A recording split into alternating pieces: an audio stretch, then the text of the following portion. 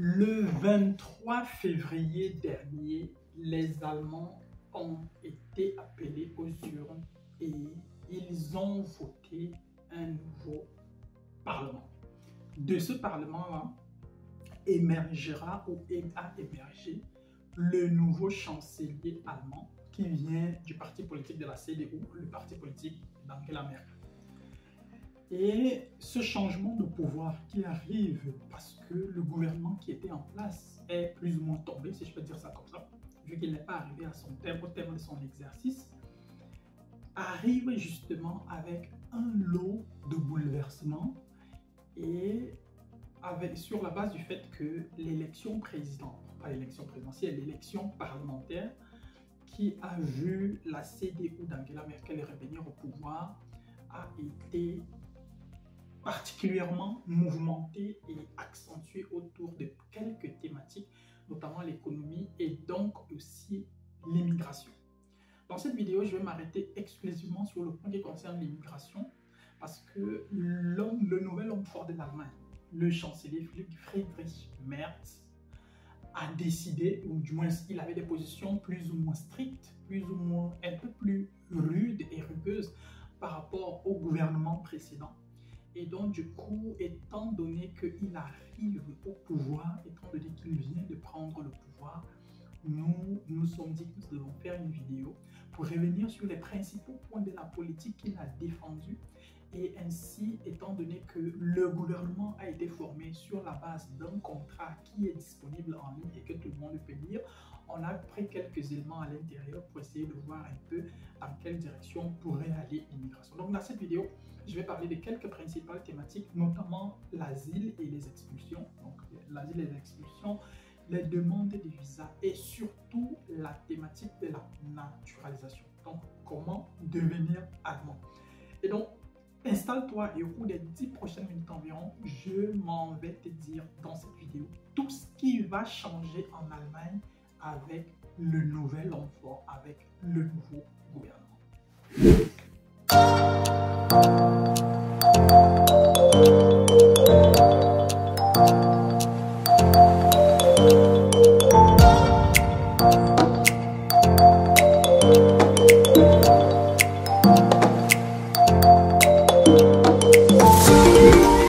Alors, avant de commencer, si tu me découvres par le biais de cette vidéo, n'hésite pas de t'abonner à notre chaîne, n'hésite pas de liker la vidéo, n'hésite pas de la partager autour de toi avec les personnes qui sont intéressées par le type de thématique que nous développons. Si tu as besoin d'accompagnement dans le cadre de ta procédure de visa étudiant, visa carte d'opportunité, regroupement familial, visiteur, formation professionnelle pour l'Allemagne, tu es à la bonne adresse. Nous sommes des experts et nous pouvons mettre à ta disposition notre expérience et notre expertise afin de garantir l'issue de ta procédure de visa.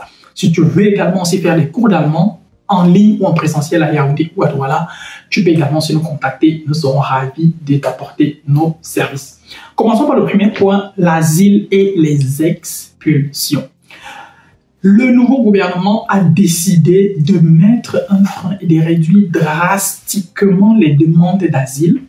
Et sur la base des politiques et des propositions qui ont émergé de ce gouvernement-là, il est clairement dit que toute personne entrée illégalement en Allemagne pourra être très facilement expulsée.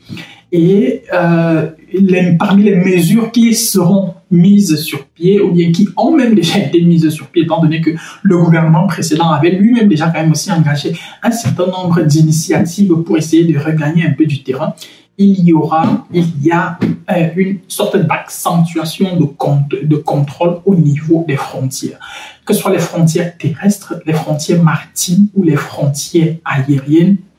L'Allemagne a décidé de renforcer tous les contrôles au niveau de toutes ces frontières. Donc, que ce soit, et l'Allemagne compte 9 voisins. Et donc, du coup, l'Allemagne a décidé justement de renforcer les contrôles au niveau de tous ces 9 voisins-là. Et principalement, venant de l'Est, donc les pays comme la Pologne, étant donné que la Pologne étant plus ou moins proche de l'Ukraine de la Russie, il y a toutes les personnes qui viennent de ce côté-là, qui tentent parfois d'entrer par la Pologne.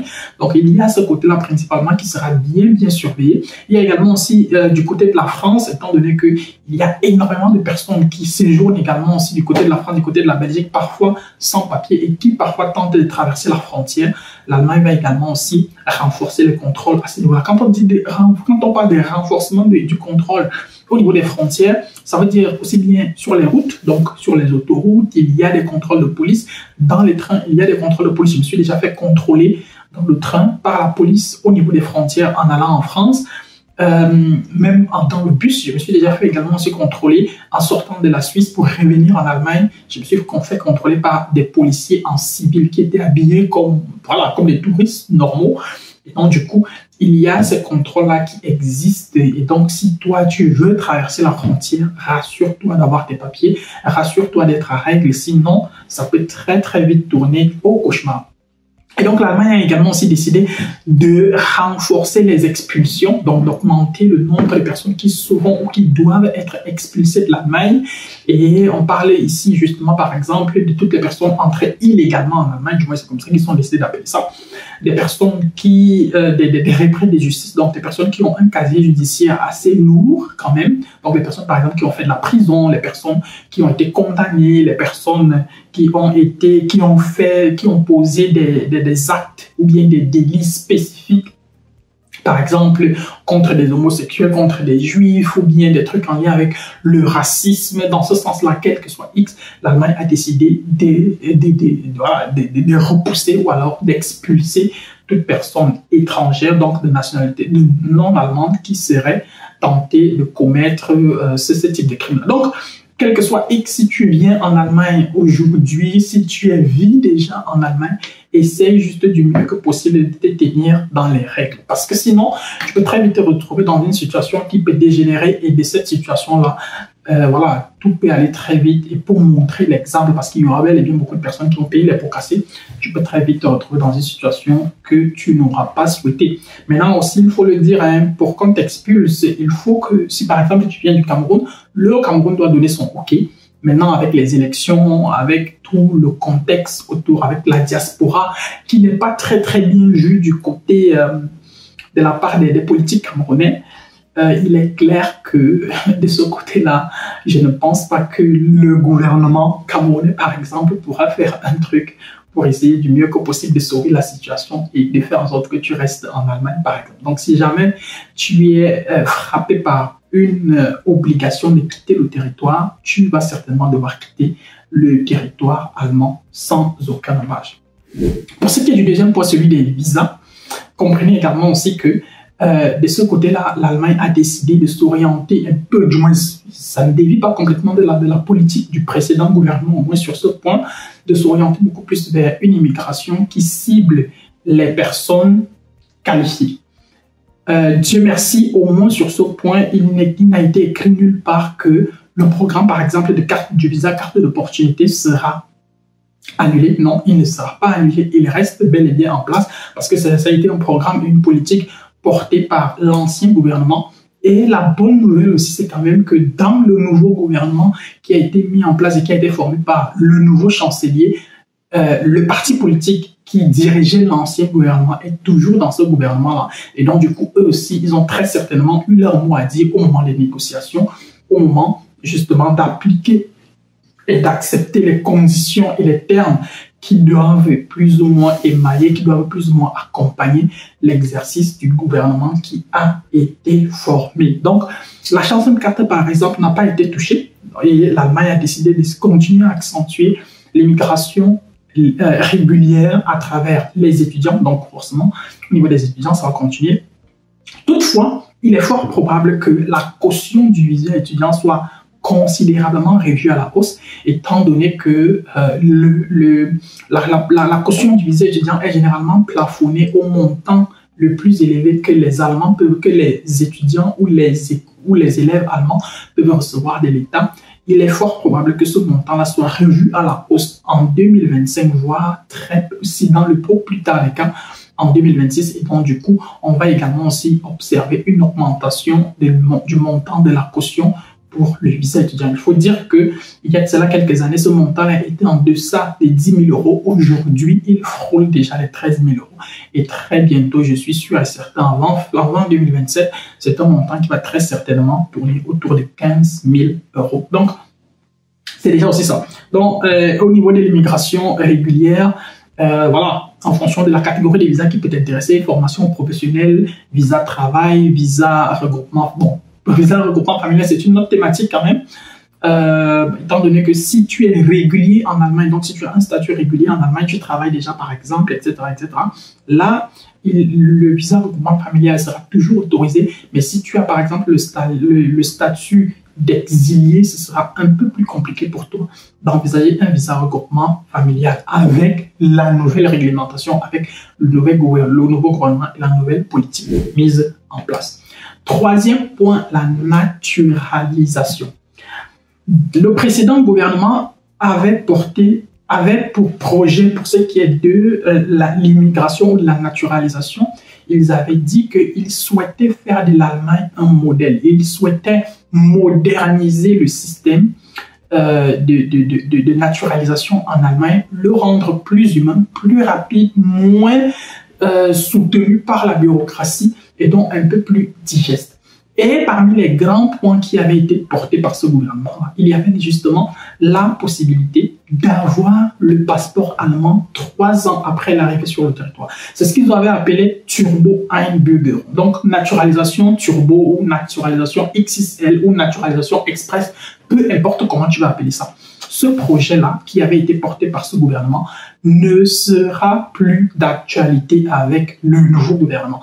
Quoique le parti qui a porté ce projet-là, il soit toujours au gouvernement, il a juste décidé de laisser tomber parce que c'était quand même partie des conditions sine qua non de ceux qui ont gagné. Ceux qui ont gagné ne voulaient plus de ce point-là et c'est un point qui va sauter. Donc, aujourd'hui, on va plus ou moins retourner aux environ 5 années. Donc, une fois que tu es arrivé en Allemagne, tu peux avoir à partir de 5 ans pour pouvoir demander le passeport allemand. Maintenant, comment est-ce que les 5 années sont calculées, etc., etc. Il y a tout un tas de règles, de lois, d'alinéas qui encadrent tout cela. Moi, je n'y connais pas. C'est un thème sur lequel je ne me suis pas encore véritablement penché. Peut-être au cours des mois à venir, je vais peut-être un peu essayer de regarder un peu la littérature, tout. Peut-être je pourrais t'en dire donc un peu plus là-dessus.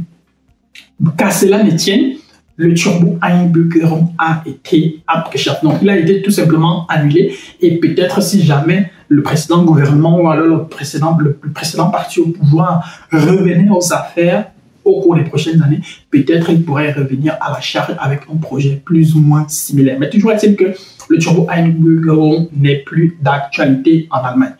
Et toujours par rapport au Turbo-Einbürgerung, ça veut dire qu'aujourd'hui, quand on parle de 5 ans, généralement, j'entends souvent sur les réseaux sociaux certaines personnes dire que concernant par exemple les études, on compte une année d'études, donc 2 années d'études égale à 1 année dans le système de décompte, par exemple, pour ce qui est de la naturalisation. Donc, une personne qui arrive en Allemagne, fait sa licence, fait ses cours de langue, fait sa licence, fait son master, termine les études, commence à travailler, peut-être au bout de 6-7 ans, aura peut-être déjà consommé 3 ans et demi. Et donc, du coup, au bout de 1 an et demi de travail, aura peut-être 2 ans, maximum 3 ans. Si la personne souhaite demander le passeport allemand, on va le lui donner parce qu'il ou elle sera déjà éligible. Donc, pour moi, c'est quand même, voilà, je trouve quand même ça fair play, je trouve quand même ça assez normal, assez voilà, toujours passable. Hein.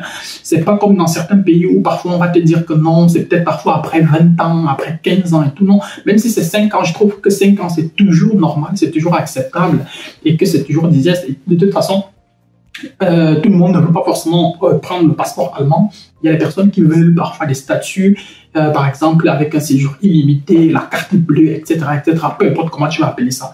Mais il y a forcément matière à constater qu'il y a quand même un petit mouvement de ce côté. Donc, les personnes qui avaient la possibilité jusqu'à l'année dernière de demander le passeport parce qu'ils étaient là depuis environ 3 ans, bon voilà, maintenant ils n'auront plus certainement la possibilité, ils devront peut-être encore patienter 1 an et demi, voire peut-être 2 ans pour pouvoir revenir à la charge et espérer obtenir leur passeport Bordeaux. Donc, en gros, voilà plus ou moins quelques points saillants qui vont certainement, qui font partie de la politique du nouvel homme fort de l'Allemagne. Et si jamais il y a d'autres points qui t'intéressent ou alors d'autres points que j'aurais dû mentionner dans cette vidéo, tu peux également aussi les indiquer en commentaire. Nous serons ravis d'échanger avec toi. S'il y a des points sur lesquels tu n'es pas d'accord ou des points voilà, où tu voudrais peut-être aussi poser ton commentaire, sens-toi libre. Nous serons ravis d'échanger avec toi. N'hésite pas à liker la vidéo, n'hésite pas à la partager autour de toi. N'hésite surtout pas de nous contacter si jamais tu as besoin d'accompagnement visa ou alors des cours de langue en ligne ou en présentiel. D'ici à notre prochaine vidéo, porte-toi bien, bien les choses à toi. Ciao, ciao.